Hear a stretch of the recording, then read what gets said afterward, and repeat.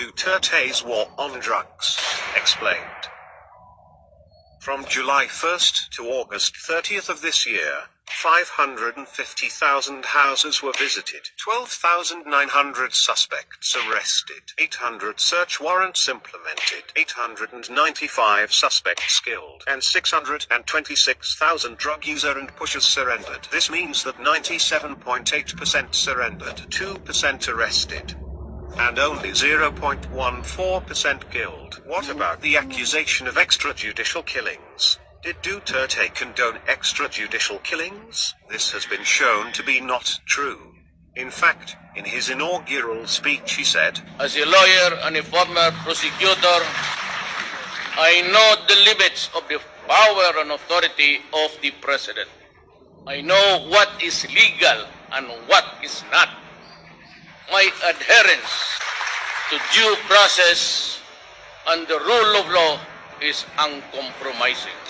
And in his State of the Nation address he said, To our police officers and other officials, do your job, and you will have the unwavering support of the office of the president. I will be with you all the way.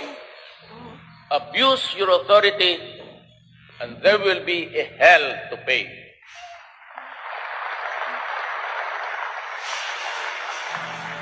For you will have become worse than criminality itself.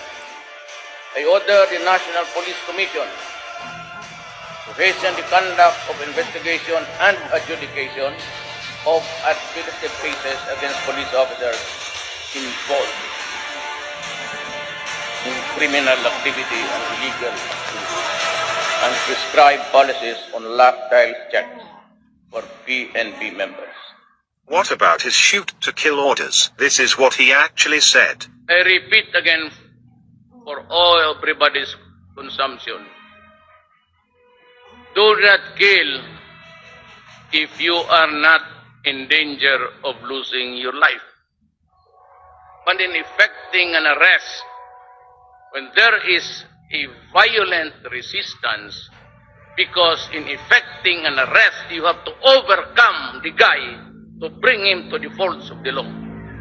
If you cannot bring him to the police station, if you cannot place him under the control of the law, because that is your job to arrest, which means to overcome the resistance.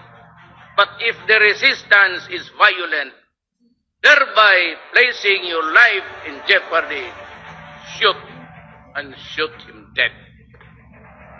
Can I be more clearer than that? But who is behind the vigilante killings?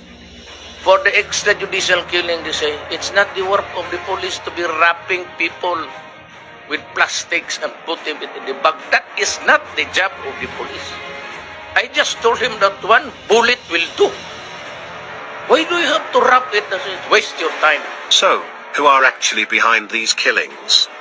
First, there are drug groups killing other members of competing drug groups. This is also happening in other countries. Second, drug lords hire assassins to kill users and pushers who have surrendered to the police. This is to silence them and prevent them from exposing the drug lords. There are also other deaths unrelated to the war on drugs, which are blamed on Duterte. The opposition who controls most of the local media blame these deaths to Duterte to make him appear as a mass murderer. Pero yung pinatay na hindi natin na binalot ng mga sako, binalot na plastic, the police, I assure you, would not waste their time on that. So kung pati ba naman yan isalay ninyo na wala akong kamuang-muang, pakisali na lang po sa namatay ng lahat dyan sa punerarya, pati yung may mga cancer, isali na lang ninyo. May mga diabetes, may mga... Kasi yung lahat na nakita ninyong patay, binibilang ninyo sa akin. Baka yung gusto ninyo, yung taga-Davao dito, magbilang ako sa punerarya, lahat ng patay. Bakit lang yan ang binabalot ng mga sako? Because the accusation itself is very stupid. It assumes right away na yung may patay dyan, gobyerno ang pumatay. Police officers found involved in drugs are relieved, investigated, and prosecuted. In fact, Duterte publicly named officials involved in drugs. There are generals, police officials, congressmen, mayors, judges, and a senator. Drug lords and public officials involved in drugs are now trying to bring the fight in the international arena due to the fact that 91% of the Filipinos support Duterte.